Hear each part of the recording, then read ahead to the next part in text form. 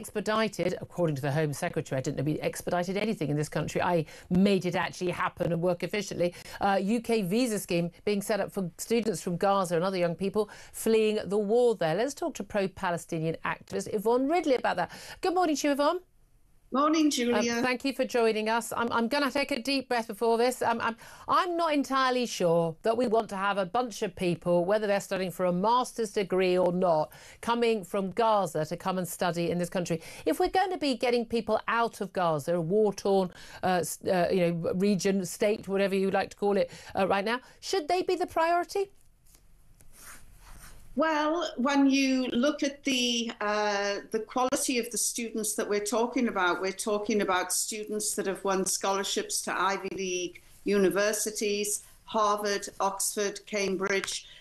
These are incredibly bright, gifted, talented people, and anywhere else in the world that they would be welcomed with open arms. But unfortunately, because it's Gaza, and they're not white, and they're not white. That's why there is sadly this. Isn't it a concern that we're talking about people living in an area where they have been subjected to the most extraordinary propaganda from Hamas terrorists, and people are understandably wary about people coming from that region and possibly staying and then bringing their families along, and people are saying, I'm not sure we want these people here. I mean, Egypt don't want them. Jordan don't want any more of them. The Saudis don't want them. The Qataris only want the very rich ones, the billionaire leaders of Hamas, the Palestinians, those ones. They don't want ordinary Palestinians. Why do those countries not want them? Well, I don't know. You'd have to ask them. Well, we know why they don't want them, don't we? We should welcome these students because across the whole, out of the whole of the Middle East, the most brightest, intelligent students actually come from Palestine. What a ridiculous statement to make. How do you know that? And anyway, how are they able to study so well, given they've been living in a starving occupation and in an open prison for the last 20 years, we've been told by people like you? They see education as an act of resistance. Brilliant. And that's why some of the most brightest intelligence minds in the Middle East come from Gaza. So being subjugated by the Israeli state makes you brighter? On education. So no, you said it makes them brighter. You said they're brighter because they've been resisting, or they're resisting presumably the Israeli state. So are they brighter because of the Israeli state subjugating them? No, not at all. The Israeli state has contributed nothing positive towards the occupation of Gaza. They've been providing electricity, clean water, aid. They've done lots over the years. Well, I said to you last time, Julia, aid was not getting in, and I was right. No, over the last 20 years since they left. They've been occupied by Hamas. They've been in charge of Gaza, not Israelis. It's not occupied by Hamas. It's occupied by Israel. And Israeli troops left in the mid-2000s. Hamas have been in charge. Elected in the mid-2000s, not elected in the last 20 years, but democratically elected in 2000. And for a 20-year term, it would appear. Yes. Well, do you consider that the legitimate government of Gaza? Very hard to hold an election during a war. There wasn't a war for 20 years. There wasn't a war on October the 6th. Sorry? There wasn't a war on October the 6th, 2023.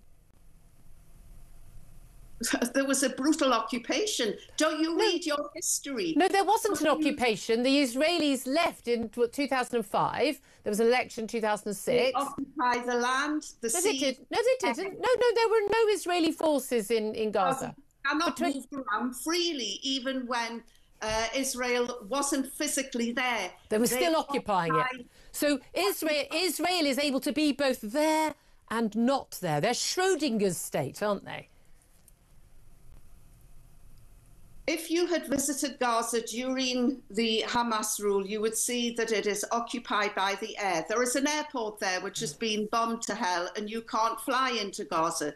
There is a port, a seaport there, which has been there for years, and you can't sail. And why did the Israelis make that access so difficult? Any thoughts on that? because they want to ethnically cleanse and wipe out. Because Hamas was bringing in items to be used as weapons against Israel. You know that perfectly well. What do you make of Greta Thunberg and her mates off on another flotilla trip from Barcelona? They left on Sunday to go to Gaza. They had to turn back because there was too much wind. You couldn't make that up. They've now set off again yesterday, heading over to Gaza. They say they're bringing aid. Of course, they're not bringing much aid. There's more food on there for them than there is aid they're actually going to take. They hope to actually get to Gaza this time. The Israelis have said, if you try and enter our waters or even the waters around Gaza, we will arrest you. And this time, you're going to go to some prisons that you may not want to stay in. You won't be quickly deported. Is that legitimate? Is that justifiable?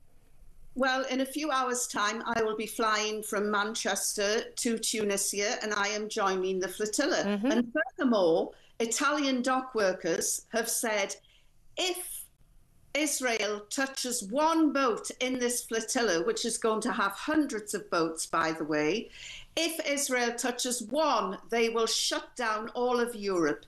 This is called solidarity, international community coming together for the people of Palestine. Israel is going to get so spanked, which is why it is accelerating its genocidal behaviour. I would... genocide. We haven't got time for all of that nonsense. Do you think that the Israelis should let Greta and her mates arrive in Gaza and maybe leave them in Gaza? Well, I will be on that flotilla, and if I'm left in Gaza, I won't be afraid, other than for the Israelis. What will be interesting is I'll be the first Western journalist allowed into Gaza. No Western journalists have been into Gaza. They've been embedded with the IDF, same as any other war zone. Well, we've seen the embedded IDF. They're not allowed to talk to the Palestinians. They're not allowed to film. Well, I know people like Andrew Fox who've been in, and they've been in with the Gaza Humanitarian Foundation, and they've spoken to local people. I know a number of people who've been in who've been able to do that. So that's simply not true. The Humanitarian Foundation, which doesn't photograph any of its aid workers, doesn't photograph any of the recipients of the aid workers, and is being assisted in security by ISIS recruits, recruited by ex-convict Yasser al-Habab, who comes from a very large family in Rafah. Well, you either want people to get aid or you don't want people to get aid. It seems to me that most people on your side of the debate would rather there wasn't any aid going in, because it gives you a bit more of a cause. Look, we'll have to do this again. What day are you actually flying out to join this flotilla? Well, 1,000 people have died. No, I've only got about... trying to collect aid. Yep. That is not how you deliver aid. Oh, yeah, OK. Yvonne, when are you leaving to go and get on this flotilla? And that's something else. When are you leaving? I've got 10 seconds left. When are you leaving to get on this flotilla? I am leaving to go on the flotilla. I'll be on the... OK, I'm not going to get an answer in time. We're going to get sort of... Tell my producers so we can actually... we'll talk to you again before and get a bit more detail, and we'll just have someone to do the fact-checking.